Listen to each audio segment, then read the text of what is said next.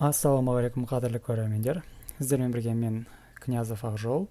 Және де бүгінгі біздің талқылайтын нұсқамыз ол 2020 қаңтардың 10:56 деген нұсқасы. Қараңыздар, бірінші деп шарайық. Кітаптың бір бөлімі 235-тен басталып, кері ретпен аяқталады дейді. Аяқталатын саны 532. Бір бөлім қанша беттен тұрады дейді. 532-ден азайтамыз бастапқы бетті, 235-ті. 12-ден бастасақ 7, мында бір ойда кетті, мында бір ойда болды. 2-ден 3 азайтамыз 9, 4-тен 2-ні азайтамыз 2. 297. Бірақ біз сіздерде мынандай ұғым бар негіз. Үйге 3 бетті оқып келдіңдер десе, сіздер мына 3-тен 1-ді азайтып 2 бет оқып келмейсіздер ғой. Сіздер 3 бетті де оқисыздар. Бір санды бір сан азайтқанда бастапқы санын алмайды. То есть мына жақта қанша сан бар, соны ала салады да. Ал сіздерде кітапты мына бірінші бетін ұмытып кеттіңіздер ғой, сондықтан мен еще 1-ді қосам. Сонда 298 болады. Мына есептің жауабы Д болады екен. Одан кейін заңдылықты бұзып тұрған. Мына квадрат, 2-нің квадраты, 3-тің квадраты, 4-тің, 5-тің, 6-нің квадраты 36 болу керек. Сонда 37 деген сан бұзып тұр. Жауабы Е болады. Заңдылыққа сәйкес келмейтін сан. 1-дің кубы 1-ге 9-ды, так, 1-дің 1-дің квадраты, 3-тің квадраты, 5-тің квадраты, 7-нің квадраты. А мынау ешнәрсенде квадраты емес. Сондықтан 37 деген сан. Оқушының екінші тоқсанда химияда алған бағалары берілген дейді. Бағалардың өзгеріс ауқымы. Өзгеріс ауқымы деген ең үлкеннен 5-тен. Азайтуымыз керек ең кішісін. Ең кішісі 3. 5-тен 3 азайтамыз, сонда 2. Жауабы Б болады екен. Келесі 5-ші есеп. Бізде 5-ші есепте шеберханаға 15 бұйым әкелді. Олардың 4-еуі жарамсыз дейді. Бір бұйым алды, біреуінің алынған бұйымның жарамсыз болу ықтималығы. Бізде общий 15 бар, ықтималдықтарда. 4-еуі жарамсыз. Демек 4 бөлінген 15 болады. Жауабы С. Жарамсыз болу ықтималығы. А жарамды болу десе, бірден азайтасыздар осыны. Жарамсыз болу. Сонда жарамдысы шығады. 11 бөлі 15 деген ол жарамды. Қалтада 5 ақ, 9 жасыл және 1 қызыл асықтар бар. Қалтадан кездейсоқ алынған бір асықтың ақ болу ықтималығы. Жалпы бізде 9-да 1 10, 15 асық бар екен. Ақ асықтар 5-еу. Мынау қысқарады да. Сонда 1 бөлінген 3 деген жауап шығады. 5-ке бөліп тастадым екеуін. Сонда Д деген ответ болады бізде. Келесі. А және Б бағандарын салыстыру керек екенбіз. 1-ден 20-ға дейінгі 3-ке еселік сандар. 3-ке еселік сандар бізде 6 бар. 3, 6, 9 деп сөйтіп 6 штук бар. 20 санының бөлгіштері. Бөлгіштер деген бөлінетін сандар. 20 ол 1-ге бөлінеді, 2-ге бөлінеді, 4-ге бөлінеді, 5-ге бөлінеді, 10-ға бөлінеді екен. Және де 20-ның өзіне бөлінеді екен. Бізде сонда мында 1, 2, 3, 4, 5, 6. Демек, А бағаны Б бағанына тең деген сөз. Жауабы Д болады. Келесі 8-ші есепте бізде не дейді? Қаңтар айындағы қаладағы ауа температурасының өзгеруі кестеде көрсетілген дейді. Графикке сүйеніп дұрыс жауап танытыңыз. А жауабын оқып көрейік. 2017 22 қаңтар. 2017 жыл точка, демек мынау 22 қаңтар. 2018-ге қарағанда төмен болған. Мынау 2018-кі 22 қаңтары. Төмен болған, демек жауабы А бірден. Дұрысын анықтап тұр ғой. Төмендегілерді пайдаланып арифметикалық ортасын табыңыз дейді. Арифметикалық ортасын табу үшін мыналардың барлығын қосамыз. Калькулятормен тез қосылайын. Сіздерде ұбт-да тоже калькулятор болады. Өйткені 2020 жылы калькуляторға рұқсат берген болатын. 43 қосылған 39 қосылған 44 қосылған 40 қосылған 45. Осыны бөледі екенін 3, 6, 7-ге. 42 екен. Демек, арифметикалық ортасы бізде 42, бұл оқушы дұрыс белгілеген екен. Жауабы Б болады. Достар, видеоның демеушісі Ақжол Education білім орталығы. Біз сіздерді өзіміздің онлайн ақылы курстарымызға шақырамыз. ұбт-ға дайындық курстары бүкіл пәндерден бар. Ол туралы сіздер online.akjoledu.kz сайтынан толығырақ біле аласыздар. Біздің өзіміздің жеке платформамыз бар. Онлайн платформаға сіздер online.akjoledu.kz сайтынан кіре аласыздар. Видеолардың барлығы курскеде сақталып тұратын болады. Егер өткізіп алсаңыздар, видеоны записьті көрсеңіздер болады. Неге бізді таңдауыңыз керек, деңгейіңізді қалай көтереміз және де мұғалімдер туралы ақпаратты біздің сайттан көре аласыздар. Курстың бағалары, сондай-ақ оқушылардың пікірлері және де ұбт-да жинаған результаттары барлықтары біздің сайтта тұр. Сіздерге тек жақсылық және де ұбт-дан 130 плюс жинауға тілейміз. Барлықтарыңызға рахмет. Келесі 10-шы есеп. 10-шы есепте бізде цифрлар әртүрлі 5-ке және де 10-ға есел болатын ең үлкен және ең кіші таңбаларды сандардың айырмасын. 3 таңбалы сандар. 5-ке және де 10-ға есел болу үшін, то есть 5-ке де 10-ға да одновременно бөліну керек. Ол сан мысалы 10, немесе 20, я? Ол 5-ке де 10-ға да бөлінеді деген сөз. Ең үлкені бізде 990 болады. 3 таңбалыларда. Мысалы 990 ол 5-ке де бөлінеді, және де 10-ға да бөлінеді. Мына жазғаны қате баланыкі. Ең кішісі ол бізде 110 болады. 110 өткені 5-ке және де 10-ға да еселік. То есть 5-ке де бөлінеді, 10-ға да бөлінеді деген сөз. Екеуін бір-бірін азайып тастаймыз. Сонда 880 деген жауапты алады екенбіз. Д жауабы. Коммент тексерсайын на всякий случай. Матсалаттылық 10-шы есеп Д дейді. Я, Д дұрыс. Дұрыс. Так, келесі 11-ші суретте көрсетілген график бойынша велосипедшінің 3 сағатта жүрген жолы. 3 сағатта жүрген жолы ол міне. Мынау, я? 3 сағатта ол 40 жүрген екен.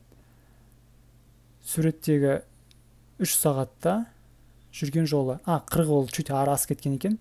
Бізде бұл 3 сағаттағысы келіп қиылысып тұрған жоқ қой мынамен. Примерно мына жер, біз бұны білмейміз қанша екен. Оны қалай табамыз? Біз именно былай қиылысқан жерін аламыз. Демек 4 сағатта ол жолы бізде 50 болады екен. Демек жылдамдығын тауып алсақ болады, 50 бөлінген 4 деп. Бізде жылдамдығы өзгермейді ғой, бұл бір қалыпты түзу сызықты еще. Демек S тең болады VT. 50 бөлінген 4-ті көбейтем 3-ке. Сонда 3 сағат жүріп тұр ғой. Сонда мен 150-ді бөлу керекпін 4-ке. Сонда менде 37 жарым деген сан шығады екен. 37,5. 37,5. Жауабы Д. Келесі мына диаграммада 12-ші есептен. Интеллектуалдық ойынға қатысқан 4 оқушының нәтижесі көрсетілген. Тігінен орналасқан осьте сұрақтардың дұрыс жауап бергендердің сұрақтары көрсетілген. Әр дұрыс жауапқа 2 ұпай. Бірінші орын алған жинағанның ұпайын анықтаңыз. Бірінші орын жинағаны ең үлкен, Әсия деген қыз, ол 35 сұраққа дұрыс жауап беріпті. Каждый дұрыс жауапқа 2 балл берсе, 35-ті 2-ге көбейтеміз, 70 деген санды аламыз. Д болады. Келесі, кітаптың бір бөлімі 567 деген, сызық тапсақ, 567 деген саннан басталады. Цифрлар кері бағытта. 765. Қайттан бір-бірін азайып тастаймыз. 5-тен 7 азайтсақ 8 болады. 5-тен 6 азайтсақ 9 болады. 15 қой негізі. 6-тан 5 азайтсақ 198. Және де сол баяғы бірінші бетті қайтып қосамыз, алғашқы бетті. Сонда 199 деген сан шығады екен. Жауабы А болады екен. Келесі есеп. Цифрларының қосындысы 4-тен артық болатын барлық 2 таңбалы сандар. Барлық 2 таңбалы неше сан бар? Цифрларының қосындысы 4-тен артық. 2 таңбалы сан, мысалы 13 десе, ол 4-ке тең, я? Бізге 4-тен артық болу керек. 14, мысалы 1-ге 4 қоссақ 5 уже. Одан кейін 15, 16, 17, 18, 19. Например, 10 үшін мен жаздым. Мысалы 1-ден басталатын 2 таңбалы сандар үшін жазып қойдым. Бұлар 1, 2, 3, 4, 5, 6 екен. 1-ден басталатындар үшін 6. 2-ден басталатындар үшін уже 23 жетеу болады. 23-тен басталады уже. 1-ден басталатындар 6, 2-ден басталатындар 7, 3-тен басталатындар 8, 4-тен басталатындар 9, өйткені мысалы 40-ты ғана алмаймыз.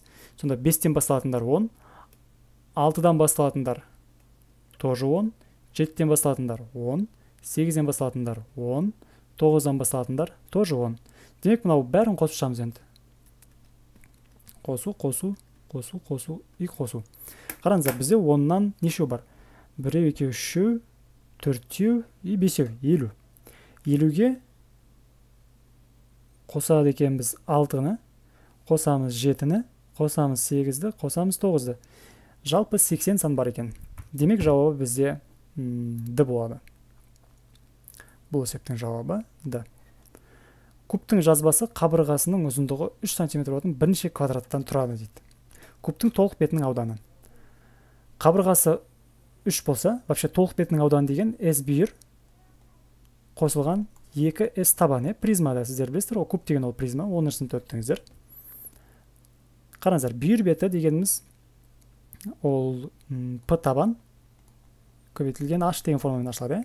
Қосылған 2 A квадрат куб болғандықтан бүкіл қабырғасы тең. Табанның периметрі ол 4A.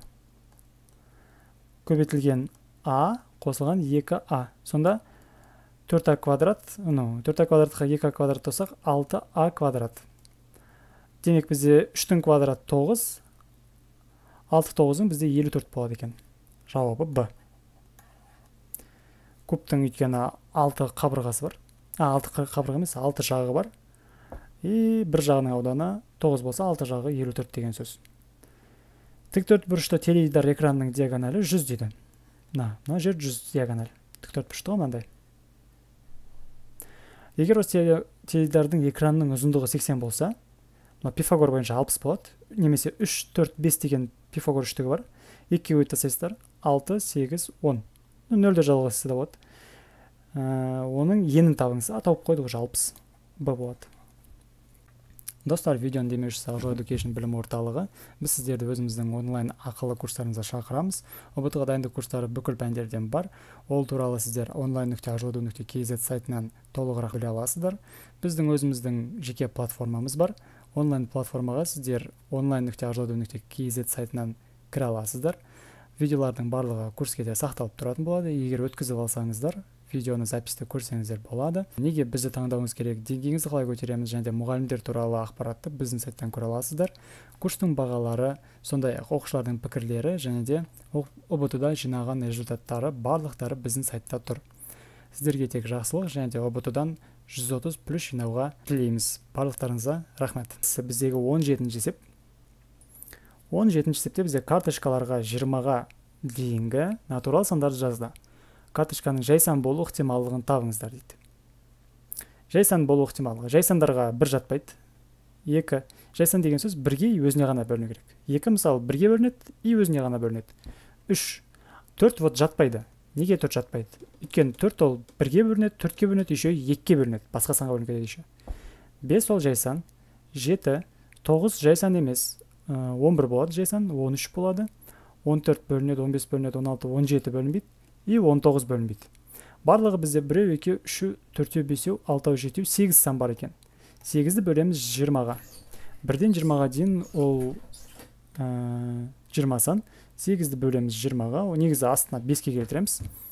5-ті тоқтауыш қып береміз. Сонда бізде 100, 5, 8-ден 40, 100-ден 4. То есть 10-нан 4. Шатастыралым. Сонда жауап бізде А болады екен.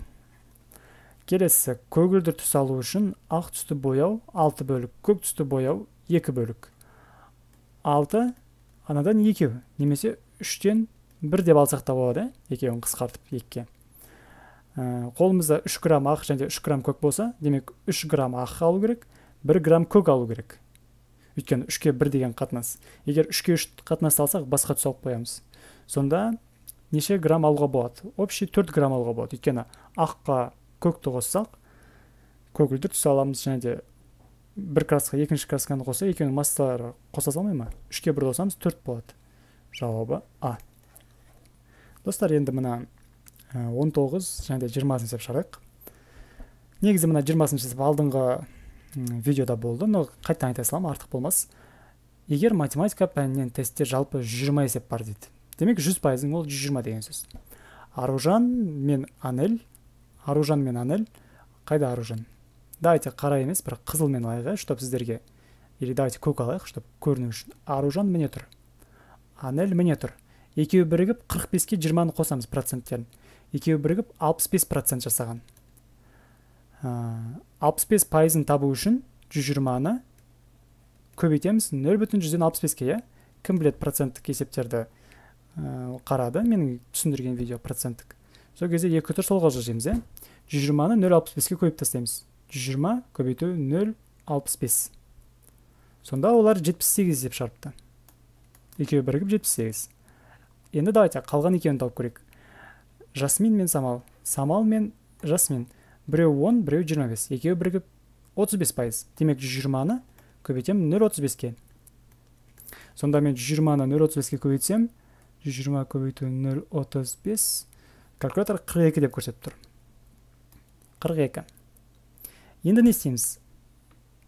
Анадан неше есе? Демек екеуін бір-біріне бөлу керек деген сөз, Неше есе десе бір-біріне бөлеміз ғой. Екеуі де бізде қандай санға қысқарады екен? 78 бен 42. 6-ға қысқарады, 6, 7, 42, мынау бізде 13 деген саны, 13 бөлу 7, немесе 1,7-ден 6 деген сан шығады. Сонда жауабы А болады. 1,7-ден 6 есе көп шығарған. Енді мынау бізде периметр 42 дейді. Мынау X, мынау Y болсын. X-қа қосамыз Y-ті, периметр десе 2 табанын қосып, то есть 2 табан емес, 2 қабырғаны қосып 2-ке көбейту керек, сонда 42-ке тең. Сонда 2 қабырғасын қоссақ, бізде 21-ге тең болып тұр. Ал BE-нің EC-ға қатынасы. EC бізде тоже X болады, өйткені бұл квадратына ECD деген ше. Сонда 3X болады мына жер, мына жер просто X болады. Мына жер просто 2X болады. Қараңыздар, мына біздің жаңа 4 бұрыш. Мына жер онда тоже 2X болады. Онда мен мында X пен Y-тің орнына бір қабырғасы 2X деп алайын мынаны. Ана Y деген ол ұзындығы ғой. Ұзындығын 5X деп алайын. Сонда 21-ге тең деймін. Сонда X тең болады 3-ке. Демек, мына E-ні 6 болады. 3-ке 2-ні қоссақ 5, 3 5-ің 15, былай 15 болады. Бізде былай екен қосысық. Және де осының ауданын табу керек. Мына жерге тоже X-тің орнына 3-ті қойсам 6 болады екен. Демек, мына трапеция пайда болды, бізде. Трапецияның ауданын формасын табамыз. Қараңыздар, кім түсінбей қалды? Неке мынандай трапеция. Мынандай трапеция. Мына жер 6, 6, мына жер 15. Трапецияның ауданын табу үшін 2 табанын қосамыз. 15-ке қосамын 6-ны бөлем 2-ке. Көбейтем биіктіктің орнына мынау тұр. 6. Мынау 3-ті береді. 15-ке 6-ны қоссақ 21. 21-ді 3-ке көбейтсек 3 бөлім 3, 63 деген жауап ответті береді екен. Назар аударып тыңдағандарыңызға рахмет. Сіздерге ұбт-да тек қана сәттілік және де 120+ балл жинауды тілеймін. Және де өздеріңіздің қалаған оқу орталықтарыңызға түсіп кетіңіздер. Видео ұнаса лайк басып, достарыңызбен бөлісіп, біздің каналға подписаться етуді ұмытпаңыздар. Барлықтарыңызға сәттілік. Географияның, физиканың, Қазақстан тарихының және математиканың осылай тест талдау видеоларын көруге кеңес беремін. Оның бәрі біздің YouTube каналымызда. Рахмет, сау болыңыздар.